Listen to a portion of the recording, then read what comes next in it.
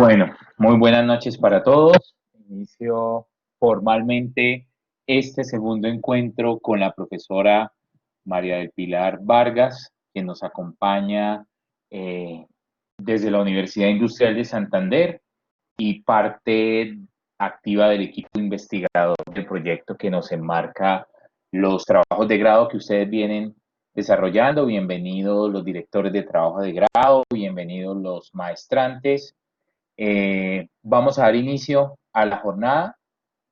Mantendremos las preguntas hacia la parte final y cualquier inquietud, si la tienen, pueden colocarla al chat. Yo estaré monitoreando el mismo. Profesora María del Pilar, el auditorio es suyo, ya se está grabando, entonces adelante, por favor. Gracias. Bueno, ingeniero Sergio, pues muchísimas gracias por la presentación y por supuesto muchísimas gracias y muy buenas noches a los asistentes a este encuentro. Tengo en pantalla la frase de Emilia Ferreira con la que iniciamos ayer, porque entre más estuve leyendo, digamos, o revisando otras apreciaciones, más me convenzo y estoy de acuerdo con la frase de esta señora Emilia Ferreira. Cada época y cada circunstancia histórica dan nuevos sentidos a esos dos verbos. Hoy lo vamos a ver específicamente porque anoche estuvimos trabajando con las apreciaciones que tiene Isabel Solé en cuanto a la definición de lo que es la lectura, las estrategias de lectura y de alguna manera, digamos, como la propuesta que ella hace en cuanto a los procesos que deberían llevarse y en cuanto a los niveles de lectura que se esperaría que los estudiantes desarrollaran. Veamos ayer cómo Isabel Solé habla de un nivel de descodificación, de una lectura comprensiva y de otro nivel de lectura de diferentes textos. Hacíamos nosotros la analogía con los niveles de lectura que se nos plantean desde el Ministerio de Educación Nacional, que es el nivel literal, el nivel de lectura inferencial y el nivel de lectura crítico intertextual. Ayer tuvimos la posibilidad de revisar y de explicar un poco en qué consiste cada nivel y por qué en ocasiones nuestros estudiantes se quedan solamente en ese nivel literal. Luego hablábamos de la propuesta que nos daba Isabel Solé en cuanto a desarrollar unas fases y unos pasos para conseguir una lectura estratégica, siempre en búsqueda de la formación de un pensamiento estratégico o lo que otros autores denominan pensamiento reflexivo o pensamiento crítico. Hablábamos de las fases del antes, del durante y del después. Ella da unas sugerencias para hacer en cada una de estas fases. También da unas sugerencias en cuanto al tipo de asignaciones y tareas que deberían encomendársela a los estudiantes, porque recuerden que uno de los postulados de ella es que con el hecho que el profesor implemente estrategias de enseñanza no implica que el estudiante la va a internalizar per se. Entonces es cómo es necesario que los profesores de manera reiterativa realizando ejercicios para reforzar esos 3 momentos de lectura, pero que también tengan un pensamiento didáctico muy bien formado con el fin de tener siempre un propósito para la lectura. Todo esto ella lo lleva a coincide con lo que afirman en el libro Aportes para la enseñanza de la lectura, en formar un lector autorregulado. Un lector autorregulado que realice procesos de metacognición y que lo lleve de alguna manera a revisar cómo son sus procesos, no solamente de aprendizaje, sino también cómo realiza sus propios procesos de lectura. Entonces, la idea precisamente, yo creo que esto tiene muchísimo que ver con la teoría del andamiaje y es cómo yo como profesor voy retirándome lentamente una vez que el estudiante haya logrado apropiarse de estas estrategias y haya creado sus propios hábitos, pero que no se van a hacer solos y no se van a hacer si se realizan ejercicios aislados. Hablábamos también de la necesidad de formar como un conjunto interdisciplinario en el que no se le deje la responsabilidad de la lectura única y exclusivamente al área de lengua castellana. Dábamos un ejemplo acá de Santander, de un municipio que se llama Florida Blanca, de una institución educativa, en donde el plan lector sí está coordinado por el área de lengua castellana, pero en el que tiene participación absolutamente todas las áreas que generalmente no están involucradas, ¿sí? Áreas como deportes, áreas como matemáticas, áreas como química. Entonces dice uno, ¿cómo este colegio ha podido establecer un plan lector en el que logró sensibilizar a las otras áreas e integrarlas a este proceso? Hablábamos también de la importancia, digamos, de escoger los textos teniendo en cuenta ciertos criterios. Entonces, ayer hablábamos de una sugerencia de criterios basados en la legibilidad, ¿sí?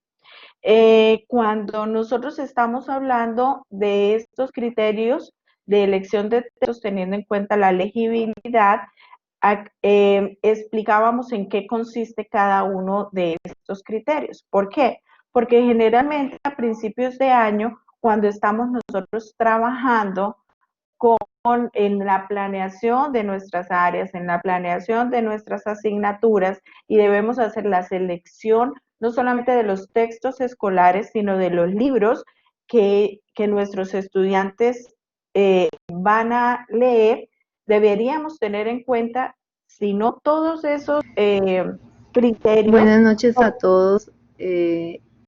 Mi pregunta es si están hablando porque no escucho nada.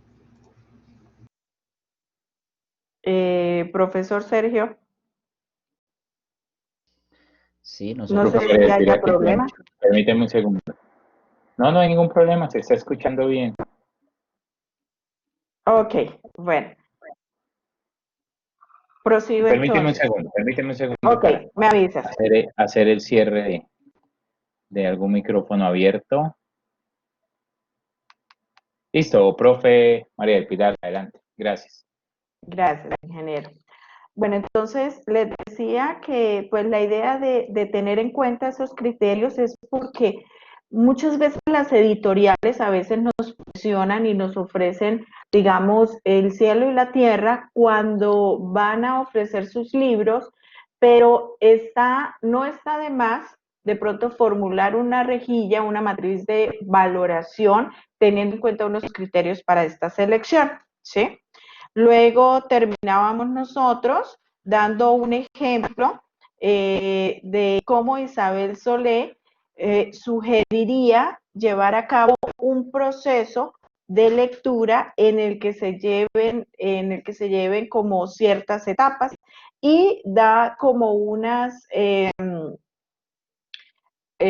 sugerencias o más bien unas preguntas directrices, unas preguntas orientadoras que nosotros como profesores podemos plantearle a nuestros estudiantes.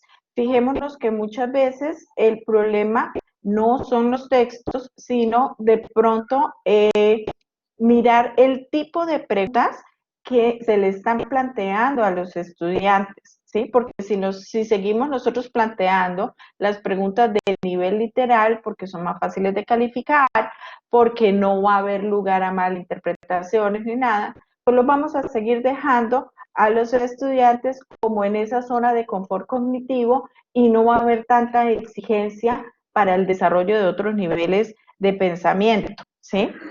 Yo les había prometido que iba a reorganizar las diapositivas, entonces eso lo hice de tal manera que cuando finalice esta presentación pueda enviar una sola presentación en donde estén incluidos también los enlaces en los que ustedes pueden ver las conferencias, no solamente en este caso como la diapositiva que están viendo de Isabel Solé, sino también aquí hay otras direcciones de apoyo en el que está, digamos, segmentado lo que ella define como estrategia, lo que ella define como pensamiento estratégico, otras sugerencias sobre el antes, sobre el durante, sobre el después, sugerencias que ella hace sobre el tipo de textos que se van a escoger. Precisamente en cuanto a la selección de los libros, ayer salieron varias preguntas en el chat y como lo prometido es deuda, entonces yo les había dicho que hoy les iba a presentar otra forma de selección de libros que de pronto podría ser un poquito más sencilla cuando no tenemos ni el tiempo suficiente o de pronto no tenemos como una... como un equipo de trabajo con el cual nosotros podamos establecer como una rejilla de valoración. Esta selección de textos viene sugerida por un grupo español que lo pueden encontrar en la dirección www.leer, como el verbo leer.es. Entonces, ahí lo pueden encontrar, tomé la referencia de ahí y les voy a explicar, digamos, qué es lo que se está proponiendo en cuanto a los tipos de libros, teniendo en cuenta ese grupo de edades. Entonces, fíjense que ellos lo dividen en qué libros o qué sugerencias dan para los que apenas están iniciándose, los que estamos acercando a la lectura, que son desde bebés hasta los 3 añitos. Luego, ¿qué sugerencias se dan para los niños que están entre 4 y 7 años, entre 8 y 11 años, y luego a partir de los 12 años? Entonces, empezamos nosotros por trabajar, o pues empieza el documento por darnos las características de los niños para ir acercándolos a los libros, motivándolos y relacionándolos con todo este proceso lector hasta los 3 años. Entonces, ¿cuáles son las características de los niños? Son curiosos, son afectivos, alegres, inquietos, juguetones. Entonces, ¿qué tipo de libro o qué temáticas o qué es lo que nos están ellos aconsejando? Primero que todo, pues obviamente no vamos a tener una lectura verbal porque pues el niño todavía no está haciendo un reconocimiento ni una descodificación precisamente pues por la edad, pero sí tenemos que pensar en estimular las sensaciones de los niños, ¿sí? Entonces, podemos pensar en unos textos que de alguna manera estén relacionando al niño o identificándole con el mundo que lo rodea. Entonces, por eso es muy importante aquellos libros que les presentan como los grupos o las clasificaciones de ciertos objetos. Entonces, ¿cuáles son los objetos que voy a encontrar en la casa? ¿Cuáles encuentro en la habitación? ¿Qué animales voy a encontrar en la selva? ¿Qué animales voy a encontrar en una granja? ¿Sí? Son cuentos también, se sugiere que sean textos o libros que estimulen el tacto. Entonces, de pronto encontrar aquellos libros que tienen diferentes texturas, texturas corrugosas, texturas lisas, brillantes, ¿sí? Libros que tengan sonidos, ¿sí? Libros que ellos puedan asociar sonido con imagen. Entonces, de alguna manera, sí se está llevando al estudiante, perdón, al niño a hacer un acercamiento a la lectura de un lenguaje no verbal, ¿sí? Pero lo importante acá es irlo familiarizando. Es muy importante también, digamos, el manejo de las emociones y sentimientos de las personas que están haciendo la lectura de estos cuentos. Entonces, pues obviamente no va a ser una lectura plana, tiene que hacer una lectura en el que tenga, digamos, todas las expresiones y todas las emociones y debe tener una habilidad muy grande quien es siendo el narrador. En cuanto a los libros digitales, generalmente todo esto ya está pensado, ¿sí? Entonces viene un trasfondo de música, un conjunto de colores y en algunos casos vienen interactivos. Luego, en el grupo de 4 a 7 años, son imaginativos, sinceros, sociales, habladores y es lo que uno conoce como los prelectores. ¿Qué se sugiere en cuanto a este grupo etario? Entonces, acá ya lo que se sugiere es que los contenidos que tengan estos libros estén presentes y sean muy fuertes las ilustraciones. Repito, de igual manera, el estudiante va a empezar a familiarizar lo que llamaría SOCIR el significado y el significante, ¿sí? Pero también es para adentrar al niño en un mundo en que él también va a empezar a reconocer otro tipo de habilidades sociales, otro tipo de habilidades lingüísticas, ¿cierto? Entonces, son libros en los que se establezca como el sentido de pertenencia a un grupo, a una sociedad, en el que se estimulen la formación de valores como la amistad, la solidaridad, la familia, el respeto, etcétera. ¿Cómo se buscaría de pronto qué hacer con los estudiantes después de realizar esa lectura? Entonces, ¿cómo el estudiante puede representar, sí, porque apenas está, digamos, acercándose al proceso de escritura, sí? Entonces, ¿de qué manera el estudiante podría llegar a representar aquello que él interpretó de ese texto? Fíjense que ahí juega también un papel muy importante el tipo de preguntas que el profesor le va a formular al estudiante, ¿sí? Entonces, no formularle solamente la pregunta literal de cuál era el nombre de la abuelita de Caperucita, ¿sí? Sino también hacerle preguntas a los estudiantes que puedan llegar ellos a hacer experiencias y deducciones desde que están chiquis. Pueden hacer también dramatizaciones, pueden realizar tarjetas, dibujos, ¿sí? Entonces, recuerden de la importancia también que mencionaba ayer Isabel Solé de hacer algo que refuerce de alguna manera, después de la lectura, hacer algo que refuerce de alguna manera esa interpretación que el niño hace sobre el texto. Acá está muy de la mano del profesor. Luego viene el grupo de niños de 8 a 11 años, en donde se supone que ya el nivel de descodificación está un poco más avanzado, que ya tienden a ser un poco más independientes, que se está enfatizando en la creación de la, digamos, en el desarrollo de esa responsabilidad, ¿sí?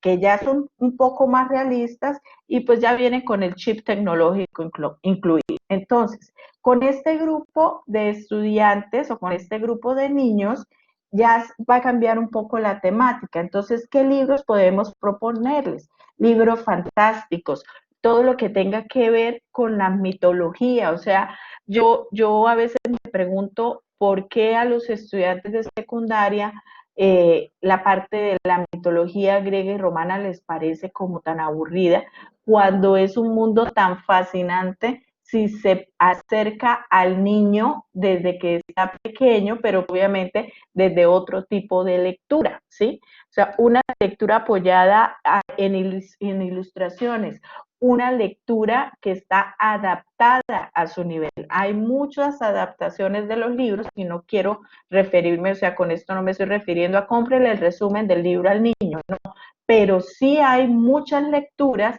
que están adaptadas para el nivel de los niños y están relacionados con esto de las tecnologías. También todo lo que tiene que ver con superhéroes, la lectura de los cómics es una oportunidad para enseñar a los estudiantes, pues para introducirlos en lo que es la lectura de textos discontinuos, ¿sí? La lectura también de las onomatopeyas. También es el momento también de presentarles parte de nuestro folclore, cuáles son las leyendas, cuáles son los mitos, y combinarlo bastante con la oralidad, ¿sí? Es importante en cuanto al procesamiento de resultados. Sería importante o sería muy conveniente, y esto me hace acordar de una experiencia que tuvimos acá en Santander, en la ciudad de Barranca Bermeja, cuando estuve dirigiendo proyectos de grado de la maestría en pedagogía de la UIS. Fue que la gran mayoría de estos proyectos involucraron a los padres de familia, involucraron a los abuelos, ¿sí? De tal manera que también la familia empezara a ver la importancia de que los niños estuvieran como conectados con la lectura y también para que la familia se dé cuenta de cuáles son las acciones que se están llevando en los colegios y de qué manera ellos pueden aportar en sus casas.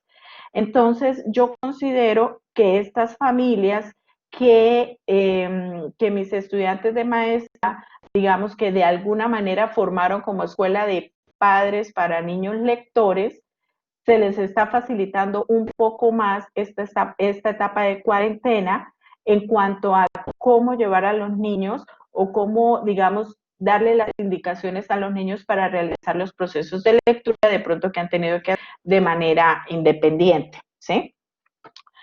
Luego viene otro grupo de estudiantes que ya son los preadolescentes, y cuyos cambios a veces no sabemos cómo enfrentar. Entonces es el grupo de estudiantes de 12 años en adelante, que lo primero que reclaman es independencia, que son impacientes, que son completamente, tienen una adhesión muy grande con la parte digital, pero que también pasa fácilmente de la indiferencia al compromiso, de estar abiertos a recibir sugerencias, a estar herméticos, cerrados y radicales. Entonces, ¿qué se recomendaría con estos estudiantes de bachillerato? Entonces, se recomienda primero que todo que aquellos tipos de textos con los que se está trabajando sean de temas que de alguna manera les interese a ellos, ¿sí? Entonces, puede ser historias relacionadas con fantasía, pero también historias que estén relacionadas con el rompimiento de los esquemas tradicionales y de pronto con la propuesta de un nuevo esquema social. De pronto con la vida de algunos personajes que ellos consideran que son, o pues que siguen, novelas que hayan sido adaptadas a cine, ¿sí? Y esa es una gran oportunidad. Por ejemplo, trabajar aquellos, o sea, ver como la diferencia que hay entre cómo se contaba el cuento de la Bella Durmiente y cómo se transformó en lo que se llamaba el antihéroe, Maléfica, cómo se transformó y cómo con esa historia volvió completamente diferente, pues se replanteó la concepción que se tenía de este personaje, ¿cierto? Triunfo Arciniegas pues realizó una muy buena propuesta en este sentido. Entonces, este tipo de textos también vuelven los cómics, ¿sí? También vuelven, ellos se enfocan mucho también con identificarse que esté visualmente atractivo, ¿sí? Entonces, el presentarles libros a los estudiantes que de alguna manera los conecten a ellos con algún interés que tengan, pues va a ser muchísimo más fácil que imponérselos, ¿sí? También podemos nosotros fomentar entre ellos, digamos, como club de lectura, ¿sí? Clubes de lectura, facilitarles a ellos unos espacios, por ejemplo, que si estamos en el colegio, entonces facilitar como ciertos espacios en los que los estudiantes estén, digamos, reconociendo que es un espacio de lectura donde ellos pueden ir a tomar un libro o hacer actividades en los que ellos puedan intercambiar libros, pero más que imponerlos, repito, es más bien como llamarlos y motivarlos a ese gusto, a despertarles ese gusto por la lectura, ¿sí? Y obviamente la parte de las redes sociales tiene una gran influencia, para la motivación de la lectura de los estudiantes. Entonces, pues digamos, esa es otra propuesta que hay para la selección de libros, que ayer estaban preguntando en el chat. y está muy relacionado, digamos, con la propuesta que hace Daniel Cassani y que es el autor que vamos a trabajar hoy. Entonces, pues primero que todo, yo quisiera enviarles acá por el chat, en este caso, pues el profesor Sergio me ayudará por si de pronto no estoy haciendo las cosas como muy bien. Les voy a enviar la dirección electrónica para que ustedes tomen un momentito, sé que serán como unos 5 minutos, para escuchar una entrevista a Daniel Cassani en el que él está dando su definición sobre lo que es leer. Entonces, un momentico. Ingeniero Sergio, yo le envié el link. No sé si su merced me pueda colaborar para compartirlo a los estudiantes. Vale, perfecto. Tú me lo enviaste por el Por chat el privado. chat Sin embargo, cualquier privado. material que quieras compartir, lo puedes colocar Ajá, directamente en el chat público. De ahí todos los estudiantes tienen acceso. Yo estoy colocando, voy a colocar acá video 1. Pueden ajá. observar en el chat con mi nombre, Sergio Andrés Zavala, hay un link. Por favor, mantengámoslos ahí en la parte inferior. Tratemos en este momento de no hacer ningún ingreso, ningún registro al chat para que se pueda mantener en la parte de abajo mientras todos lo pueden observar. Entiendo, profesora María del Pilar, que la invitación en este momento es a que abran ese video en sus respectivos equipos y Sí, señor. lo puedan observar. Perfecto. Voy a hacer lo mismo, voy a seguir su recomendación y a observar el video acá. Ok, muchas gracias. Vale.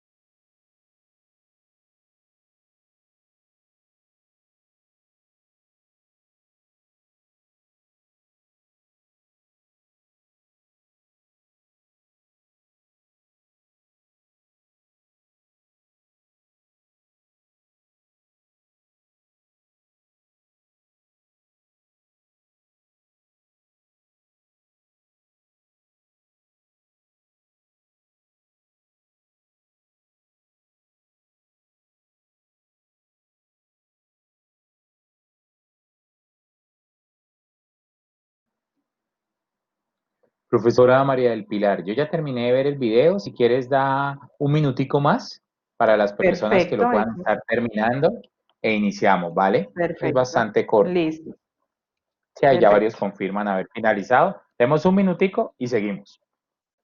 perfecto.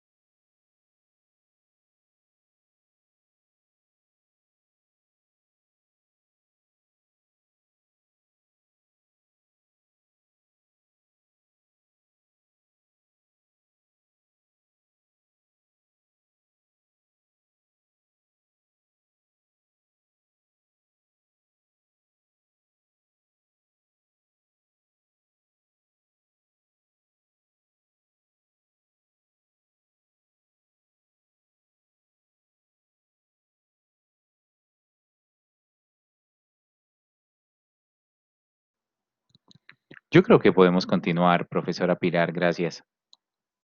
Listo, ingeniero, muchas gracias. Entonces, quise iniciar con la propuesta que trae Daniel Casani, pues escuchándolo primero a él, ¿cierto? No solamente como para tener, aunque Daniel Casani es un autor que ha sido ampliamente reconocido y que ha venido ganando mucho terreno por las propuestas que él hace y el acercamiento que tiene con la era digital, ¿sí?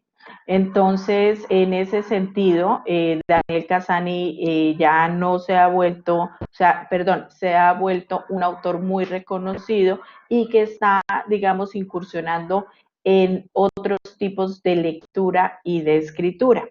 En este caso particular, vamos a tomar como base el libro Tras las líneas, que básicamente está abordando las nuevas prácticas de lectura y de comprensión de lectura en el siglo XXI, pues ahí en el siglo XXI. Entonces, ¿qué es lo que ocurre? Y sí, como lo está diciendo Diana, es cómo se ve la lectura desde una perspectiva más social que de desarrollo cognitivo, o sea, que sí tiene una implicación en desarrollo de los niveles de pensamiento, pero también que lo ve como una construcción social. Entonces, fíjense que Daniel Carzani en estos 5 minutos lo que hizo fue afirmar o reafirmar la posición de Emilia Ferreiro, que es una construcción social que va cambiando con el tiempo.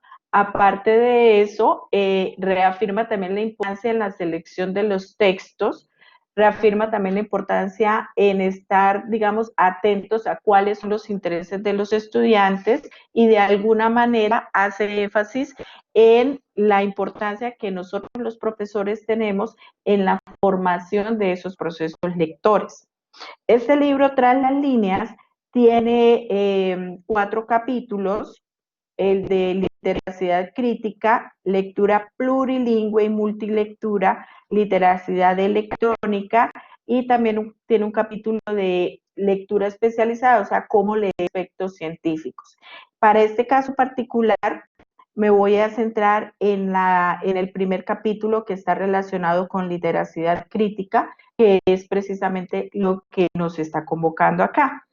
Entonces, en consonancia con Isabel Solé, él también habla de unos niveles de lectura, pero entonces se denominan diferente, y en esto está, digamos, muy de acuerdo con lo que propuso Gray en 1960, y él habla de 3 niveles.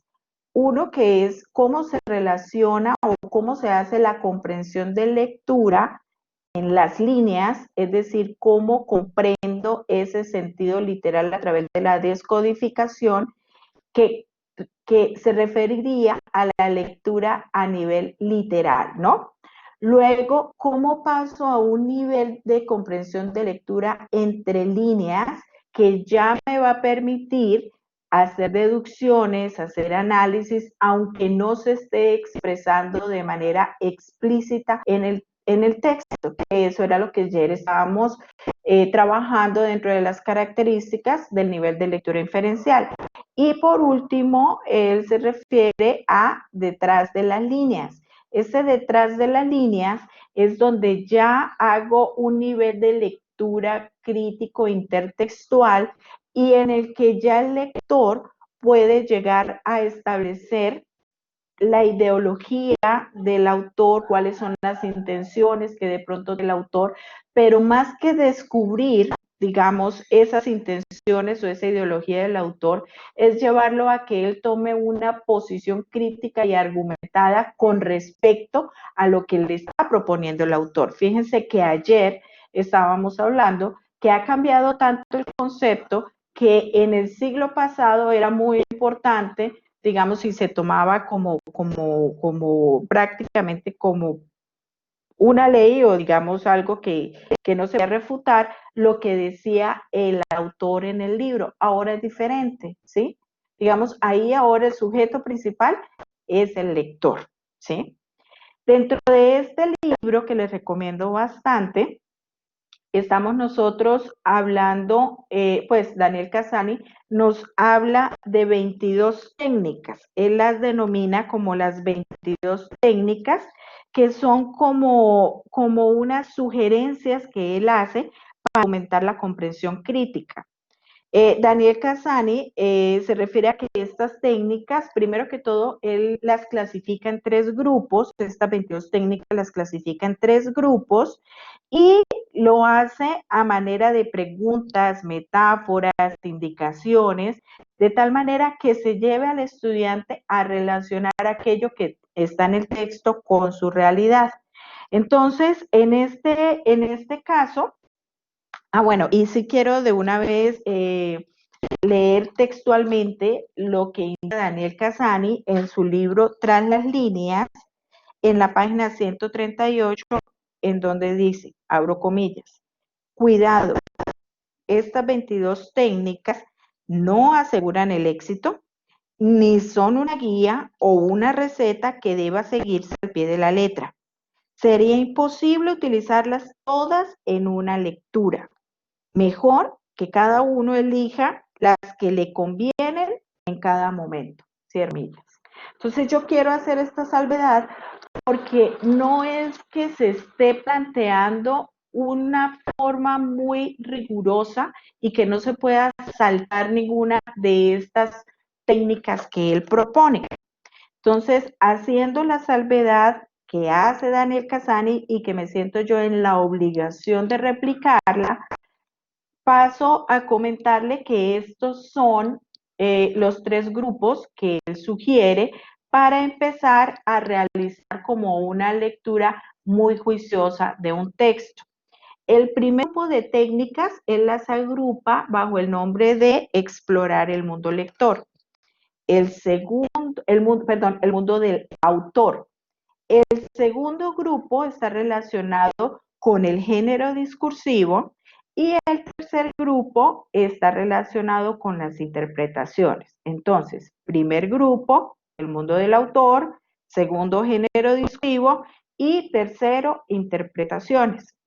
Entonces, en la diapositiva siguiente van a encontrar ustedes las técnicas que están enumeradas por Daniel Casani y que, insisto, no tienen que seguirse al pie de la letra, no tienen que seguirse una a una, y dependiendo del tipo de texto y dependiendo del grupo de estudiantes y de la finalidad que usted persiga, puede adaptarlas, puede tomar unas o simplemente puede escoger seguir todo el proceso a ver qué pasa. Pero eso depende mucho ya de varias cosas, como les digo, el interés del profesor con la lectura, el tiempo que tenga, el número de estudiantes por grupo, los recursos de los que disponga, digamos, la colaboración y la participación de la familia, etcétera. Bueno, entonces, el primer grupo está relacionado con explorar el mundo del autor.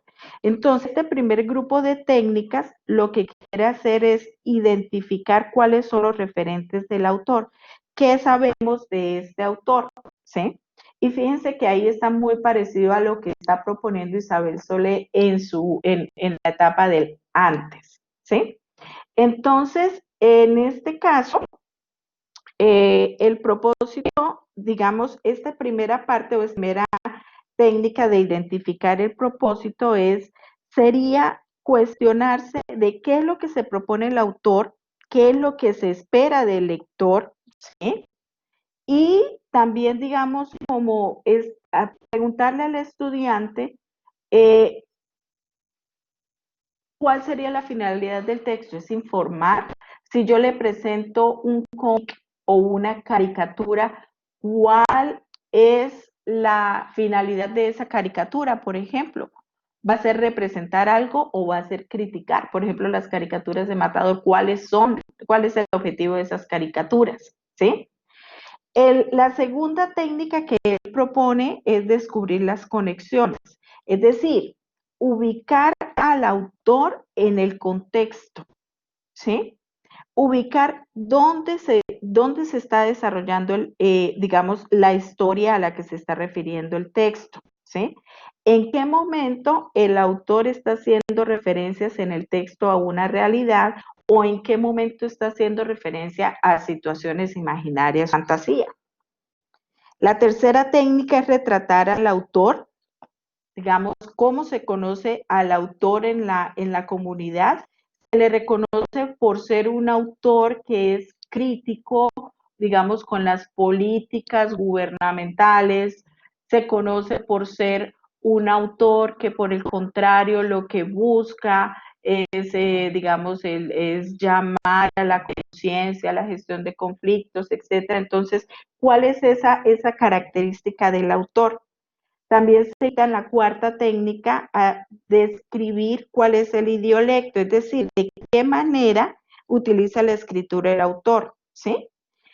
De acuerdo a esas palabras, por ejemplo, que el autor está utilizando, se van a dar registros lingüísticos que de alguna manera me van a denotar hacia qué región o qué parte del mundo, digamos, pertenece al autor, digamos, por las expresiones que uso, puede ser un autor mexicano, puede ser un autor peruano, porque entonces vamos tomando nosotros como ciertas referencias, o inclusive, si es de acá del mismo país, de acuerdo a ese idiolecto, de qué región o a qué región se está refiriendo.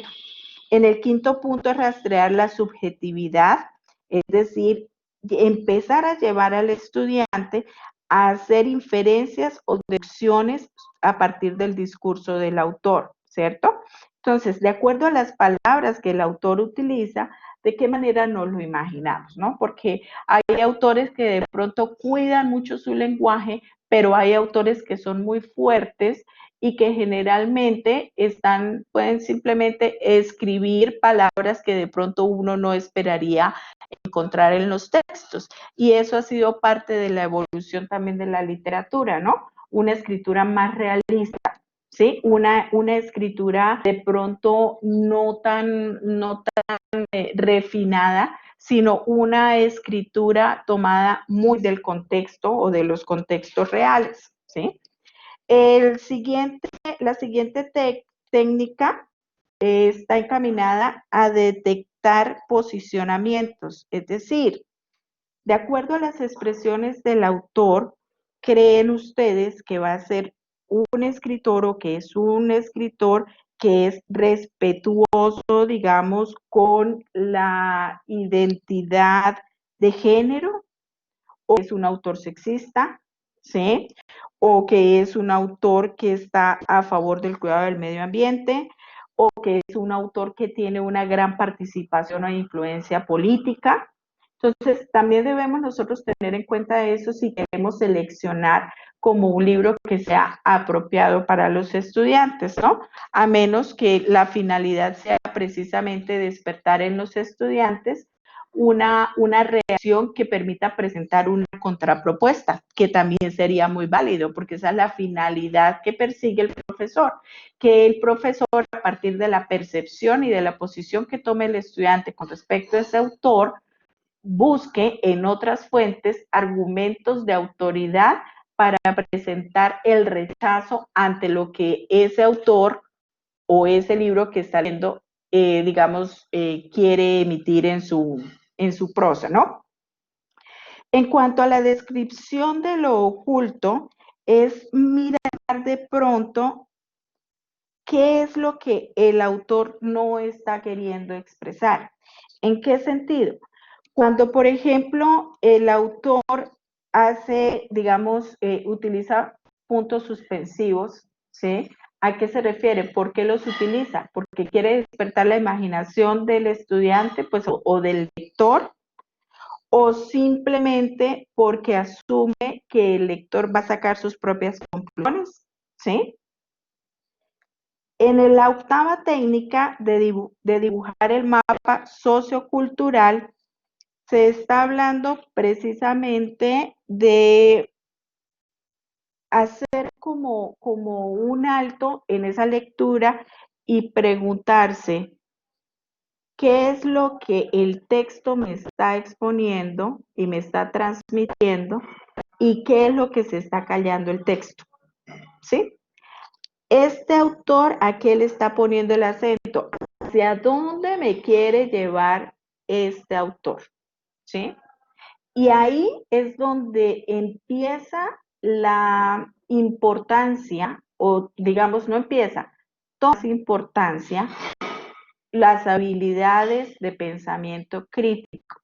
¿Me voy a dejar influenciar por lo que este autor me esté diciendo o yo tomo una posición con respecto a este autor? Pero para hacerlo, debo saber interpretar cuál es la ideología o cuál es la intención. Es muy similar a lo que se hace con la lectura del lenguaje no verbal, ¿sí? Es muy similar también a lo que se trabaja con la publicidad. ¿De qué me quieren convencer? ¿Qué es lo que quieren que yo haga? ¿Qué es lo que quiere el autor que yo comprenda? La cuestión ahí es, yo como lector, digamos coloquialmente, voy a seguirle la cuerda. Ese sería el primer grupo, digamos, de técnicas que nos está presentando Daniel Cassani. Repito, depende del grado, entonces, digamos, si es un segundo grado, pues yo le puedo decir al estudiante, bueno, pues miremos cuál es el propósito, hablemos del autor, busquemos ya para mañana en compañía de los papitos, por favor, si son de segundo, primaria, entonces me van a traer un parrafito donde me cuenten quién era el autor del libro, ¿sí? Y la profesora, el profesor, pueden darle más luces al estudiante sobre quién es el autor. Por eso Cassani hace énfasis en que pueden utilizarlas todas o simplemente escoger algunas, dependiendo del grupo de estudiantes y también dependiendo del texto, ¿no? Y saben también para qué, de manera muy personal, yo pienso que sirven estas 22 técnicas para establecer si verdaderamente este texto que yo estoy abordando vale la pena o no. ¿Mm? Entonces, ahí también me ayuda a formar mi criterio como lector. ¿Mm? Y no es simplemente dar alguna respuesta como, ¿qué tal le parece el libro? Sí, bien, bien. Pero bien, ¿por qué? No, sí, chévere, interesante, ¿no? O sea, me da también a mí la oportunidad de alinear mi discurso. Luego, en el segundo grupo de técnicas que ya está relacionado con el género discursivo, estas técnicas ya va un poco más a revisar la relación del texto con otros discursos, es decir, lo que se llama intertextualidad o polifonía literaria. En cuanto a la polifonía literaria, es algo muy interesante y es un concepto que se ha tomado desde música y es cómo hay pluralidad de voces y conciencias que prácticamente se vuelven independientes y a veces se les salen de la mano al autor y cobran vida a estos personajes por sí mismos. Entonces, digamos, pues, un dato adicional, este término de polifonía fue introducido por Mikhail Bakhtin en un libro que se llama Problemas de la poética de Dostoyevsky, ¿sí? Entonces, cuando hablamos de polifonía y cuando estamos hablando de géneros discursivos, es que cómo llevamos a nuestros estudiantes a que identifiquen las distintas voces que pueden encontrar en ese libro. Cómo en esos distintos personajes que están interactuando en esta novela o en el cuento pueden haber visiones muy diferentes de mundo, de vida, cada uno con sus opiniones, ¿sí? Y fíjense que acá, digamos, la riqueza de esto es reconocerle al autor la posibilidad y la habilidad que él tiene de crear cada uno de estos personajes y que estos personajes de alguna manera sigan con su propia vida. ¿Mm? Entonces, la novela técnica que él nos indica es identificar el género discursivo que se está trabajando y describirlo, es decir, ¿cuál es la tipología textual? ¿Es una noticia? ¿Es una crónica? ¿Es un cuento? ¿Es una novela? ¿Qué tipo de novela es? ¿Sí? Entonces, en este sentido, también podemos nosotros aprobar para hacer la descripción de cada uno de los géneros literarios, puede ser, ¿sí? Entonces, teniendo en cuenta que cada género tiene unos parámetros específicos, la idea también es hacer la lectura teniendo en cuenta cuáles son estos géneros. Entonces, estamos leyendo una crónica, pues se supone que en esa crónica es algo que vivió el autor y que lo está narrando, ¿cierto? O que aunque no lo vivió, acompañó a la persona que vivió esa situación y lo está narrando, ¿sí? Bueno, esto no es una crónica, por ejemplo, es un libro de cuentos, pero ¿qué tipos de cuentos son? ¿Sí? Es un libro de novelas, cuando se escribió, cuáles eran, digamos, las constantes o las temáticas principales en el momento. Perdón, un momentico.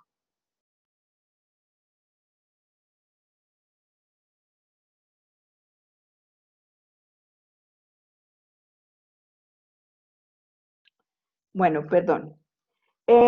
Luego había otra técnica que es la número 10 y está relacionada con enumerar a los contrincantes. A mí se me hacía como muy extraña esta técnica porque yo decía, ¿cómo así que enumerar a los contrincantes? Es decir, este libro, ¿a quién le puede hacer ruido? ¿A quién no le puede gustar este libro?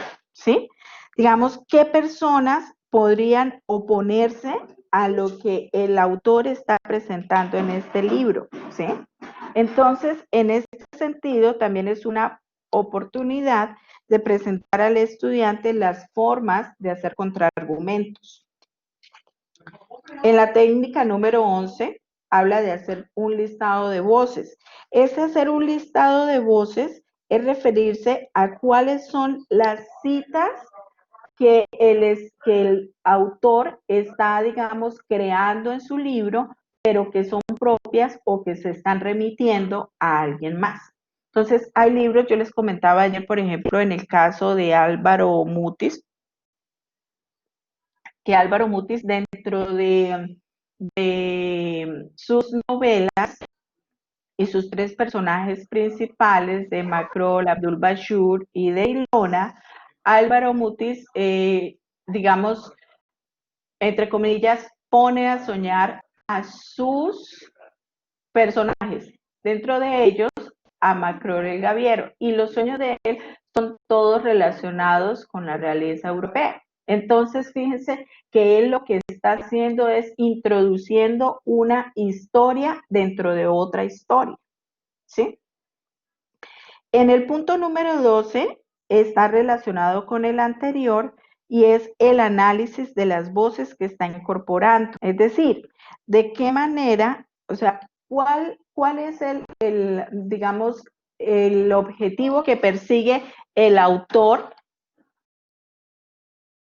¿Cuál es el objetivo que persigue el autor en el momento que está presentando estas vivencias o estos sueños entre, digamos, entre sus personajes? ¿Sí?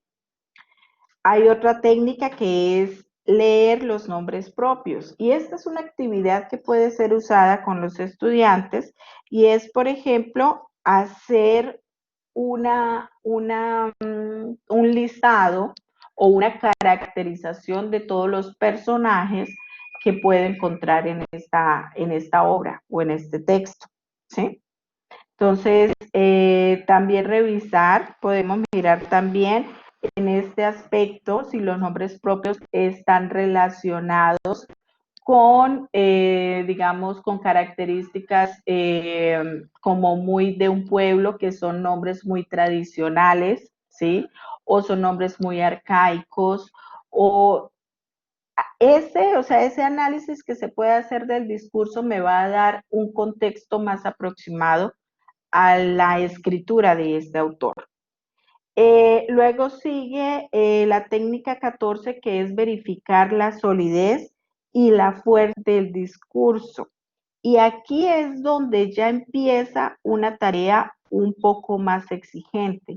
Entonces, ¿el autor a qué está apelando? Está apelando, por ejemplo, si estamos hablando de un texto argumentativo, ¿a qué está apelando? ¿A los argumentos o a las sensaciones? ¿Sí?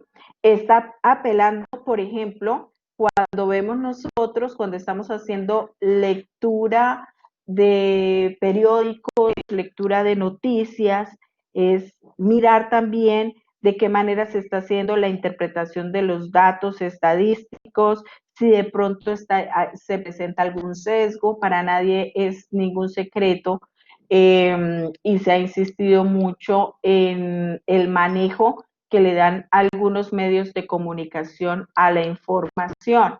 Entonces, por eso se insiste tanto en llevar al lector a prepararse y desarrollar unos niveles de lectura crítica que obviamente van a redundar en el desarrollo de habilidades de pensamiento crítico, ¿sí? Y sobre todo, fíjense que Daniel Casani también lo decía, o sea, estamos llenos de información, debemos adquirir también como esa competencia y esa habilidad para establecer qué de esa información es basura, ¿sí?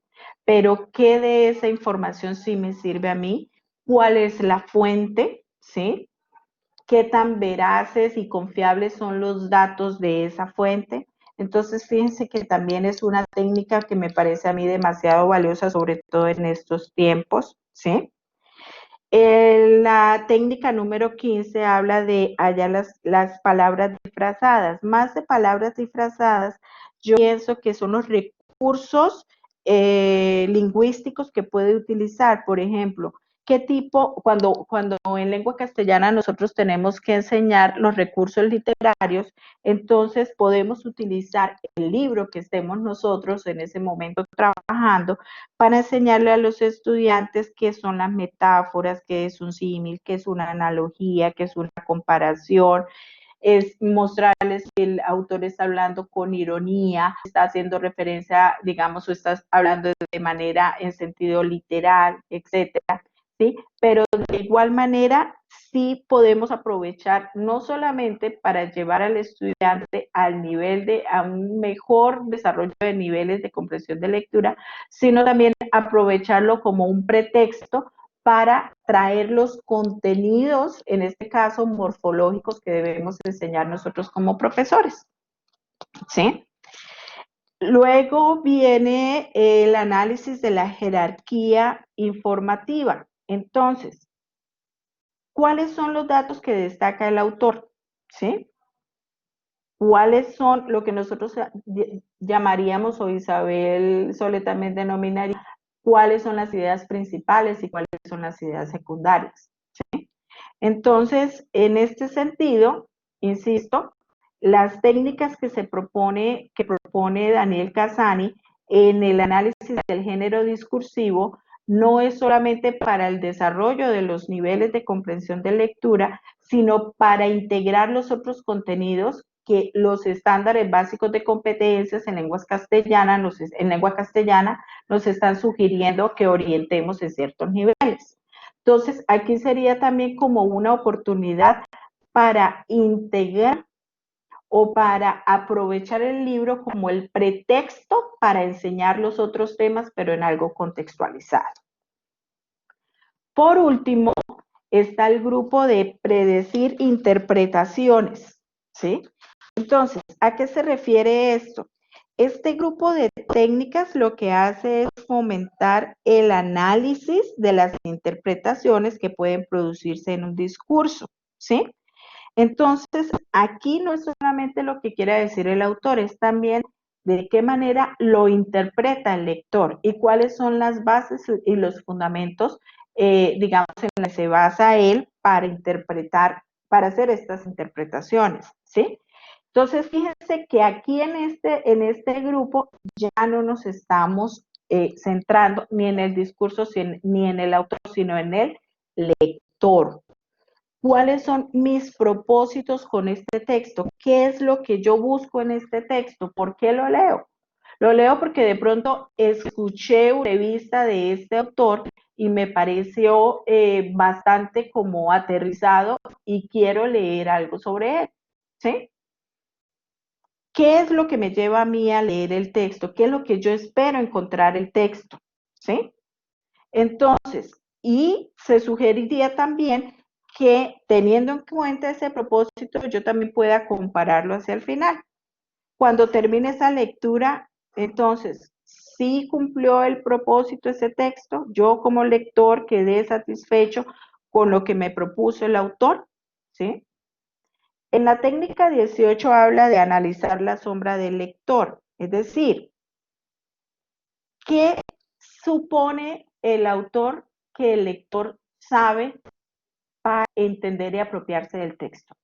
¿Recuerdan lo que ayer Isabel Soler mencionaba sobre activar los presaberes con el fin de conectarlo con esos nuevos conocimientos, que eso es la teoría de aprendizaje significativo de Ausubel? Entonces, a eso es lo que se refiere Casani. ¿Será que el texto que yo estoy leyendo sí lo puedo llegar a comprender bien porque yo como lector estoy en capacidad de hacerlo? ¿Sí? Entonces, esto es lo que generalmente se conoce como una anticipación a la lectura, ¿sí? El punto 19 me parece a mí fantástico, la técnica 19, porque es la manera de establecer acuerdos y desacuerdos entre el lector y el texto, ¿sí?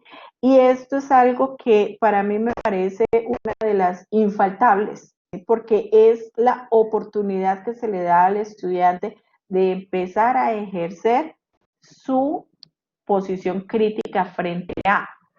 Y si yo le doy esa oportunidad de expresar acuerdos y desacuerdos, muy seguramente él va a tener que remitirse a otros autores, a otros libros, para fundamentar sus argumentos, ¿sí?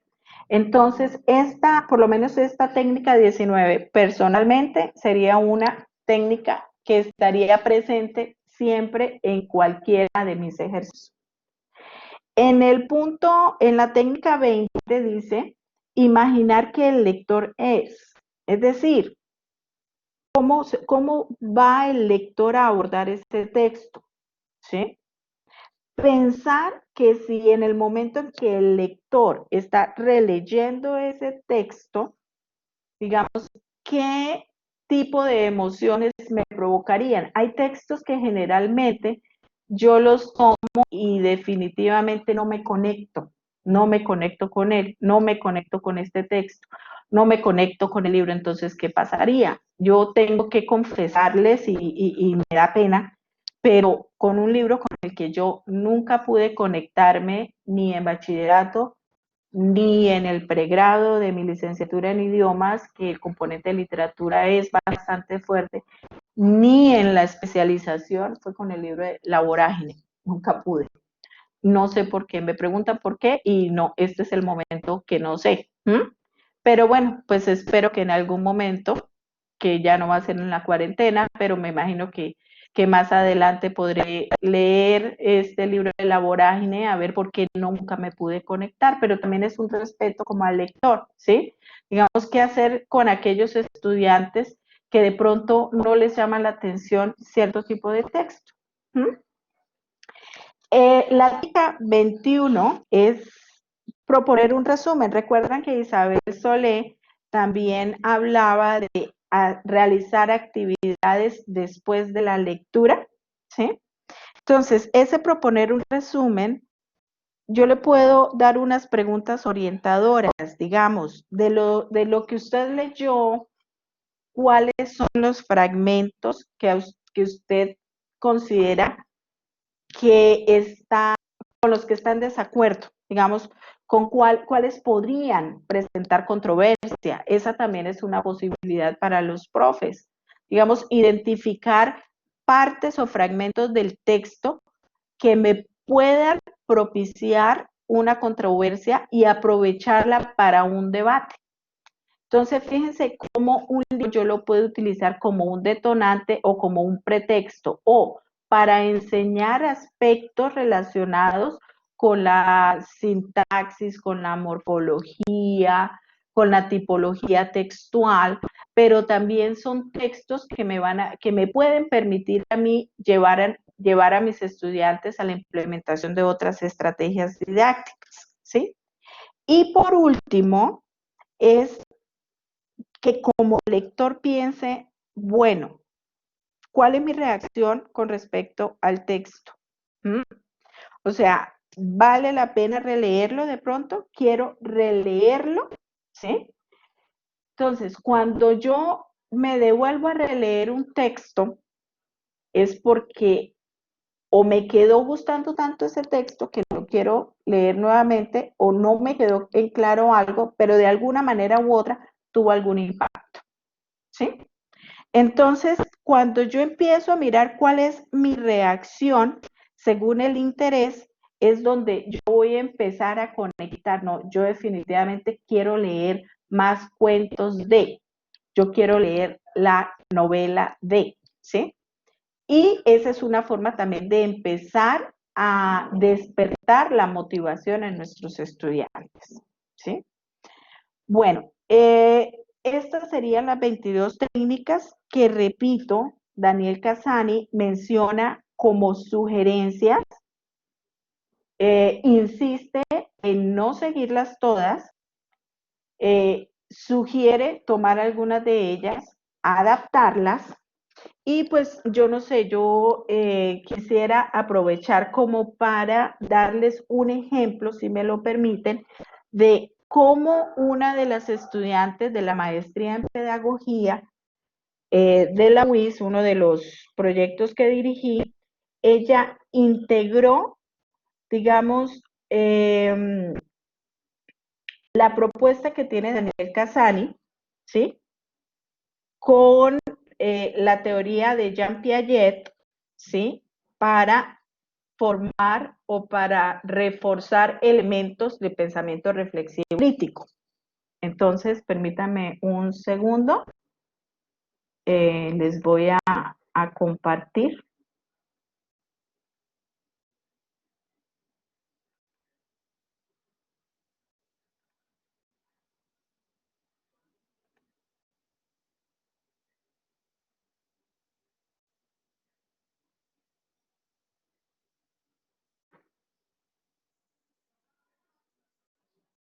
No sé, ingeniero, si digamos en cuanto a al tamaño puede hacer algo de la imagen o cada estudiante lo puede adecuar.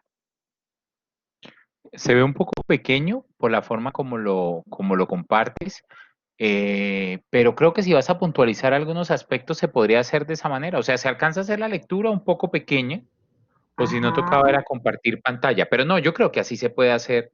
Igual tú vas a ¿Será? traer un par de citas O ahí. comparto pantalla, no hay problema. Bueno, como te vaya mejor. Si quieres, cancela Oh, le das en compartir contenido y ahora compartir pantalla. Empezaremos a ver tu pantalla completa, todo lo que te ajá. desplace, los archivos y todo, y se va a ver un poco más amplio. Ok, perfecto. Prepárense todos esos cargos para que... Ahí estamos viendo tu escritorio precisamente. Y ahora Sí, que lo señor. amplíes, sí, claro, se ve Ok. mucho mejor. Sí, sí, sí. Bueno, entonces esta es una experiencia porque a mí, por lo menos en mi caso particular, yo necesito ver las cosas en concreto.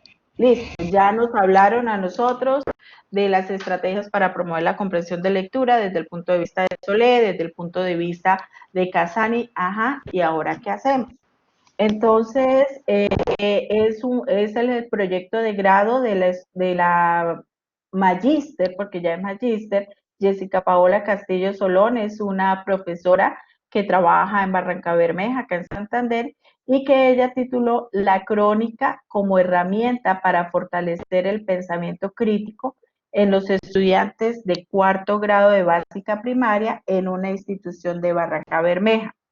Entonces, lo primero que yo quiero acá, digamos, revisar es que, fíjense, dentro de los referentes teóricos que ella tomó, obviamente estuvo relacionado con la lectura crítica y ahí tomó elementos de Casani, ¿sí? Que precisamente fue lo que acabamos de trabajar. Entonces, ella toma elementos teóricos de Casani, pero también como los estudiantes están en cuarto primaria, de acuerdo a la edad, entonces ella fundamenta, digamos, su secuencia didáctica en Jean Piaget para saber, de acuerdo a la edad de los niños, qué tipo de operaciones mentales pueden llegar a realizar, ¿sí? Y qué tipo, digamos, de procesos cognitivos puede llegar a despertar en los estudiantes a partir de la lectura. También este estudiante toma como referencia, ella se enfoca en una tipología textual específica que es la crónica. Fíjense que cuando ella escogió la crónica, uno de los evaluadores de la propuesta, no del proyecto, sino de la propuesta, le insistía en que la crónica no era lo más apropiado para los niños. Sin embargo, pues ella fundamentó muy bien esa idea y pues uno como director, la verdad, lo que hace es orientar el trabajo, pero uno no puede llegar a incidir, digamos, en la decisión que tiene el maestrante en ese momento. Ella siguió, ella se quedó en la crónica y pues obviamente también tuvo que abordar elementos sobre pensamiento reflexivo, sobre pensamiento crítico.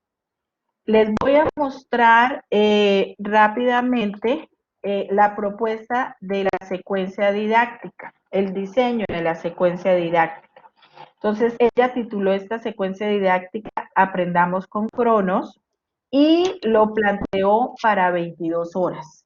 22 horas en su clase de lengua castellana. Recuerden que la secuencia didáctica lo que se busca es integrar todos, digamos, lo que nosotros llamamos los contenidos y no enseñarlos de manera separada, sino buscar un detonante o un pretexto por medio del cual yo pueda articularlos, pero de igual manera enseñárselos a los estudiantes, ¿sí? Entonces, digamos, eso fue lo que hizo ella. Ella utilizó esa secuencia didáctica para enseñar sus contenidos, pero a su vez para fortalecer pensamiento crítico en sus estudiantes de cuarto primaria. Fíjense que ella en esta secuencia didáctica, ella plantea criterios de evaluación en lo cognitivo, en lo procedimental, en lo actitudinal, que es lo que los maestros generalmente tenemos nosotros que dar cuenta en nuestros colegios, ¿sí? Y empieza en este cuadro, digamos, nosotros lo llamamos como una ficha técnica, como una preparación, una presentación general de cuál va a ser la organización de las sesiones. Fíjense que ella tiene unas sesiones, una secuencia de sesiones y por cada secuencia ella tiene unos objetivos que están establecidos, sabe cuáles son los recursos con los que ella puede contar y cuál es el tiempo aproximado en el que ella va a trabajar. Entonces, fíjense que dentro de las sesiones, ella empieza a incluir los aspectos relacionados con la crónica, con los procesos de lectura, pero también empieza a hablar, digamos, de la superestructura del texto, ¿sí? Habla sobre la metodología, formula los procedimientos de evaluación y empieza a contar sesión por sesión cómo va a desarrollar las actividades tanto de apertura como de desarrollo como de cierre de las clases, ¿sí? Entonces, aquí cuando nuestra estudiante empieza a hacer el registro de cada una de las actividades, ella empieza también a fomentar, si ustedes se fijan acá, a fomentar cierto tipo de preguntas que le van moviendo o digamos van causando como cierto tipo de conflicto cognitivo en los estudiantes, ¿sí? Así hace ella sesión por sesión. Quiero adelantarme un poquito para que ustedes vean, digamos, los anexos de esa secuencia didáctica, lo que nosotros generalmente llamamos, cuáles fueron los talleres que utilizó. Entonces, primero que todo, qué pena, se me olvidó contextualizarlos, es una investigación cualitativa, es de corte cualitativo y el diseño metodológico es de investigación-acción, ¿sí? Entonces, como la investigación-acción dentro de sus fases tiene una fase de diagnóstico, tiene la fase de desarrollo y luego la fase de evaluación para comprobar si hubo o no mejora en los procesos de aprendizaje y o en los procesos de enseñanza. Entonces, ella empieza con una prueba diagnóstica. En el diseño de esta prueba diagnóstica, ella plantea unas preguntas que obviamente en la prueba no coloca el título, así como ustedes lo ven ahí en rojo, de nivel literal, de nivel inferencial o de nivel crítico intertextual, pero ella sí lo hace de manera intencionada, de tal manera que ella le quede más fácil como la tabulación de esta prueba para establecer cuál es el nivel de lectura en el que están sus estudiantes. Después de esto, ella empieza a presentar, bueno, toda la narrativa está en la parte de arriba donde está, digamos, la presentación de la secuencia didáctica, pero acá están las fichas de trabajo. Entonces, fíjense que dentro de esta secuencia didáctica, ella apela también a que los estudiantes utilicen sus sentidos, ¿sí? Para hacer un acercamiento a ciertos elementos, ¿cierto? Hay secuencias hay otra ficha, la que ustedes están viendo acá, y ya se van a dar cuenta cuál fue el objetivo de utilizar, digamos, esta ficha relacionada con una granja, ¿sí? Luego está una ficha en donde le pide hacer clasificación. Recuerden que el nivel inferencial se puede hacer clasificación de los elementos o se sugiere hacer clasificación de los elementos, ¿sí? Y luego empieza ella a llevar a sus estudiantes, ella los lleva de un proceso de lectura a escritura, ¿sí? A un ejercicio muy sencillo de producción textual a partir de la lectura, ¿sí?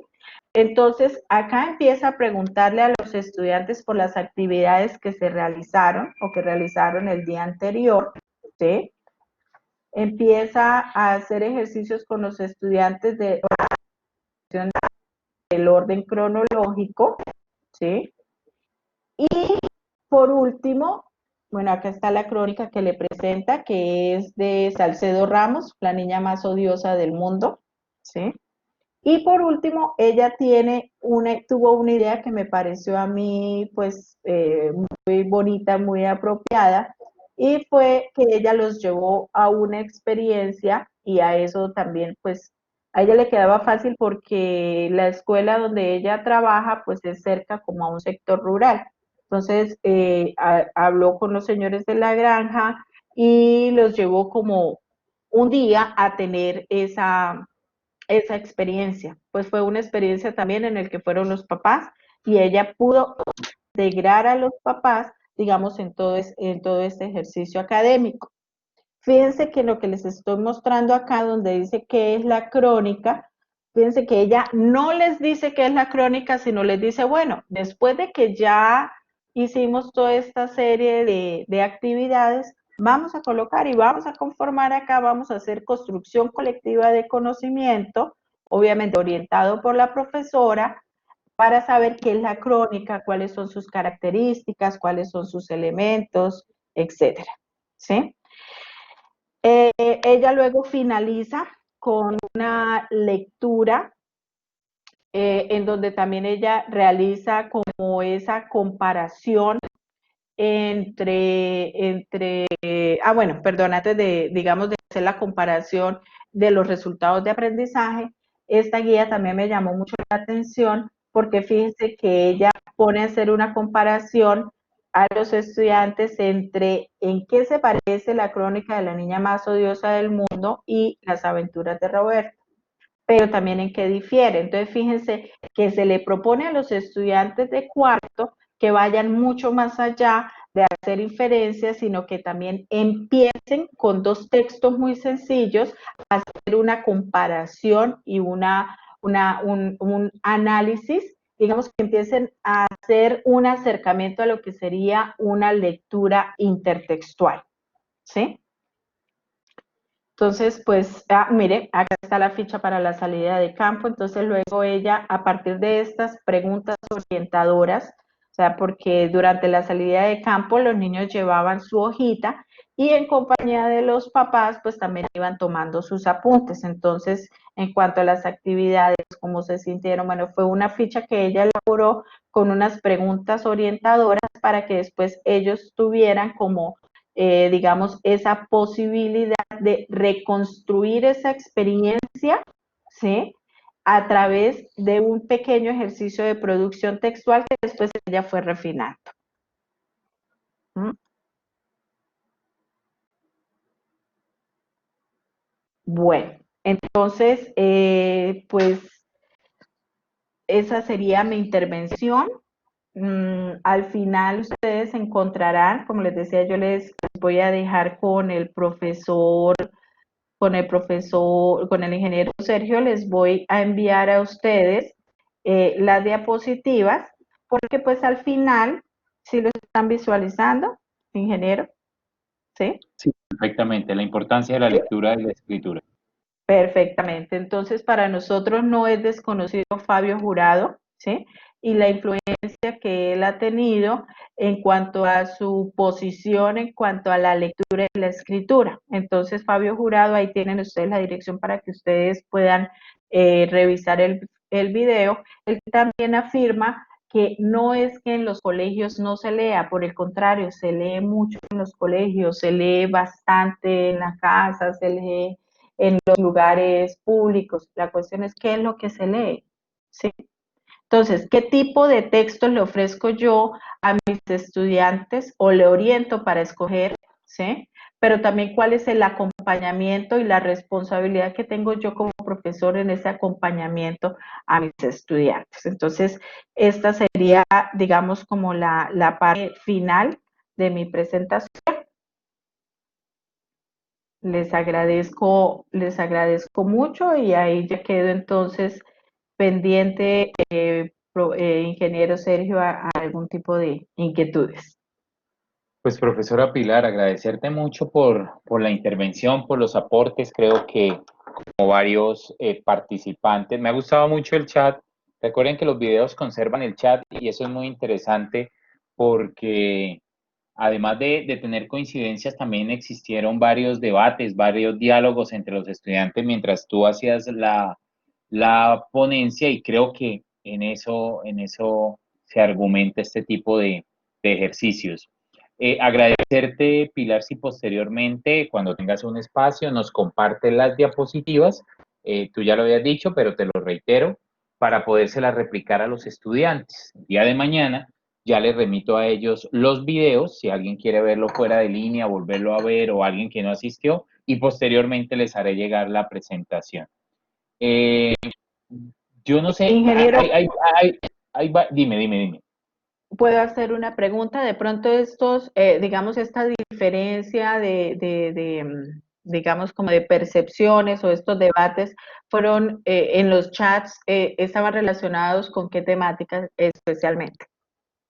Pues, con el tema de preescolar. Hubo un diálogo entre Mm, varios profesores hablando un poco de, bueno, y este discurso, cómo se puede llevar a niños tan pequeños como preescolar, pero otros ujú. estudiantes generaron un diálogo ahí muy interesante porque se hicieron aportes, creo yo, enriquecedores al respecto. Y tú respondías, creo, algo muy pertinente ayer y hoy nuevamente sobre las edades y lo que tú debes hacer en el tema de la lectura como docente en cada una en esos rangos de edad, ¿no? Ok. Y en el contexto en Ajá. el que ellos se puedan encontrar. Ese fue como el Ujú. diálogo que tuvimos ahí. Hay Para, una solicitud reiterada, Pilar, dame un segundo, y sí. es, bueno, no sé esto sí tener en cuenta, pues hay algunos profes que solicitan el libro de Solé, sin embargo, recuerden que el libro de Solé es pago, lo que se podría verificar es si está en el repositorio de la universidad, yo puedo hacer esa tarea, que no podemos comprometer a la profe Pilar a que nos comparta el trabajo. Sin embargo, creo que han solicitado también el trabajo de grado de la profesora Jessica. Me imagino que este está disponible ya, Pilar, tú me confirmarás en el repositorio de la UIS, o ese no lo puedes facilitar y yo se los comparto a ellos también. Pues bueno, ingeniero, en cuanto al libro de Solé, pues lamentablemente no se los puedo facilitar porque lo tengo en físico, lo mismo que el de Casani, ¿sí? Pues yo sé que esta es una maestría que está muy enfocada a toda la parte informática, pero yo soy más bien, pues aunque no soy tan mayor, pero sí soy muy de la vieja data del placer del libro, ¿sí? De tocar el libro, de pasar las hojas del libro, entonces lo tengo en físico. Y en lo posible yo tengo los libros en físico. Entonces, si lo tuviera PDF, créanme que con el mayor de los gustos se los facilitaría, pero no los tengo en físico, primero. En segundo, si me permiten, yo les puedo mostrar la ruta, no solamente para que accedan al trabajo de Jessica, sino que accedan también a los trabajos que se desarrollaron en esas cortes, en la maestría en pedagogía en la UIS, que estuvieron muy enfocados, y hay muchísimos trabajos enfocados al desarrollo de lectura crítica. ¿Por qué? Porque, digamos, fueron unas cortes que se trabajaron cuando salió el programa de becas para la excelencia del Ministerio de Educación, y habían, digamos, una de los requisitos es que fuera investigación-acción. De hecho, hay en varias áreas, hay en matemáticas, ciencias naturales, etcétera.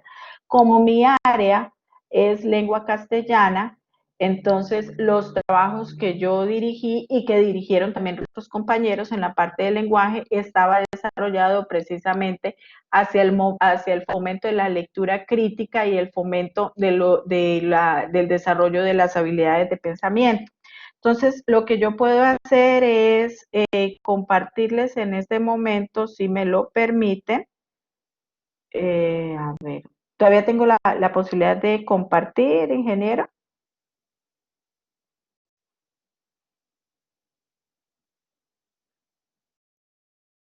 Ingeniero. Te respondí, tenía el micrófono cerrado, excúsame. Sí, estamos viendo tu pantalla, no te preocupes, adelante. A ver, vamos a ver entonces ahorita cómo puedo. Espérame, da un segundito. Bueno, como están viendo mi pantalla, ¿cierto? Sí, tú puedes pasar Entonces, al navegador y mostrarnos la ruta. bueno, entonces, nos vamos a la página oficial de la UIS, www.wis.edu.co. En la parte derecha, fíjense que de hecho está en otro colorcito y está biblioteca virtual. En esa biblioteca virtual están los servicios. Nos vamos a mirar el catálogo bibliográfico. Catálogo bibliográfico. Acá en la parte izquierda nos dice catálogo bibliográfico y nos ubicamos aquí donde dice trabajos de grado. En la parte central encontramos los programas y ubicamos la maestría. Bueno, también pues antes de llegar allá pueden ubicar también los trabajos en las licenciaturas. También les puede ayudar como para tener una base, pero pues la idea, por ejemplo, cuando estamos construyendo estado de arte, es revisar del mismo nivel o un nivel más avanzado. Entonces podemos mirar, bueno, hay una acá que es maestría en didáctica de la lengua, pero pues ahí es, digamos, no han habido muchos egresados porque es una maestría relativamente nueva, pero sí van a encontrar bastante en la maestría en pedagogía. Entonces, cuando ya llegamos acá a la maestría en pedagogía, hay dos modalidades, en investigación y en profundización. En esta de profundización, pues digamos, estas cortes se trabajaron fue en nivel de profundización, aunque se hizo un trabajo muy riguroso de investigación, pero lo que se buscaba era sobre todo, digamos, profundizar en ciertos aspectos relacionados con cada una de las áreas. Entonces pueden buscar, digamos, en el rango del 2018 al 2020, inclusive 2019, ¿sí? Y ahí les van a salir a ustedes acá una cantidad de trabajos relacionados precisamente, miren, por ejemplo, en el 10 dice el uso del Ludoblock como herramienta mediadora para fortalecer competencias en lectura crítica en estudiantes del grado 11, y fíjense, es a partir de los estándares de las ciencias sociales, no es ni siquiera, digamos, relacionado no es únicamente relacionado con lengua castellana, ¿sí? Entonces, en alguna parte de estas estará, digamos, el de Jessica, ya la verdad no me acuerdo cuál es, pero va a encontrar, yo pienso que pueden ustedes buscar ahí y tomar como insumo para la conformación de sus antecedentes de investigación, pueden tomar ustedes ahí elementos.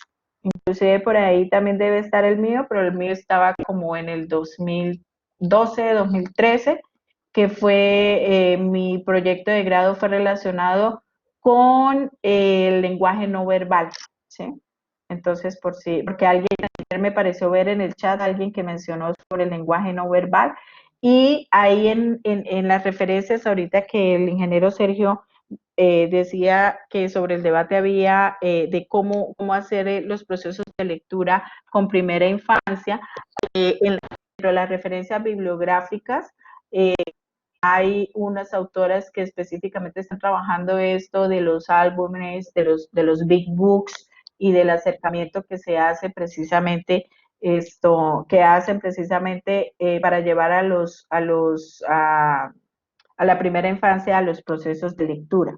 Entonces también lo pueden buscar ahí. La verdad, tendrían que ustedes revisar, bueno, por ejemplo, que yo quiera mirar que es propuesta pedagógica para el fortalecimiento de la lectura crítica a partir del análisis de caricatura de opinión. Entonces, simplemente le dan acá en el más, ¿sí? Nos lleva a otra ventana y nos genera el archivo PDF. Le doy a aceptar en donde yo estoy diciendo que no es ningún, o sea, derechos de autor prácticamente. Y darle a aceptar, afortunadamente tenemos nosotros la posibilidad de acceder a las propuestas, a los proyectos de investigación. Entonces, me parece que es una oportunidad o es un recurso bibliográfico que ustedes, digamos, pueden aprovechar y que está disponible en la WIS y para el público, no tiene que ser estudiante WIS ni nada. Entonces recuerden, www.wis.edu.co y acuérdense por los lapicitos, el catálogo bibliográfico. Bueno, ingeniero. Profesora Pilar, muchísimas gracias. Creo que hay un ejercicio muy interesante, un aporte muy valioso de tu parte. Espero podamos, bueno, vamos a continuar en nuestro proyecto de investigación Claro. con nuestra alianza con ustedes, pero sí de pronto vamos a planear un nuevo encuentro contigo y con los demás investigadores para podernos reunir y hacer un ejercicio de debate No será muy pronto, hay que terminar el ciclo de conferencias que hemos definido, pero sí me gustaría que pudiésemos tener esa actividad. Nuevamente, gracias. Claro que sí. Recordarles a todos, pues ya se nos fue el tiempo, recordarles que el próximo 28 de abril, de 7 a 8 p.m., continuamos con el ciclo de conferencias, conectando con esta charla de la profesora María del Pilar. Viene la profesora Elba Viviana Rueda, decana de la Facultad de Educación de la UDES, y ella va a hablar exclusivamente, no, corrijo, ella va a hablar sobre primera infancia, su educación y desarrollo integral. Yo en lo personal los motivo, así no estén trabajando el tema de primera infancia, ustedes me lo pueden decir como de básica, de secundaria, educación superior, va a ser una charla muy interesante por la experiencia de cada uno de nuestros investigadores. Pues están cordialmente invitados todos, sus profesores, directores, pues todos me indicaron que les habían remitido la invitación, de todas maneras se las dejo en el chat. Esta es la sesión del próximo 28 de abril. Pilar, nuevamente muchísimas gracias. Dejo el espacio para que te despidas y cerramos el encuentro. No, pues gracias a usted, ingeniero, pues por propiciar estos espacios que, como yo le comentaba ayer, o sea, primero que todo considero que son supremamente necesarios porque muchas veces tenemos dudas, inquietudes, y estos espacios pues son precisamente los referentes necesarios para que podamos nosotros expresar, aclarar dudas, etcétera, ¿sí? Entonces solamente me queda agradecerles por la asistencia, agradecerles por la buena actitud y por la participación que he notado que han tenido a través del chat. Y pues espero que si en algún momento ustedes pues tienen alguna pregunta muy puntual o necesitan alguna referencia bibliográfica o algo así, pues por medio del ingeniero Sergio podríamos estar en contacto. Muchísimas gracias y muy buenas noches para todos y todas. Ingeniero, muchas gracias. Que pase Bueno, buena gracias noche. a ti. Buenas noches a todos. Cierro grabación.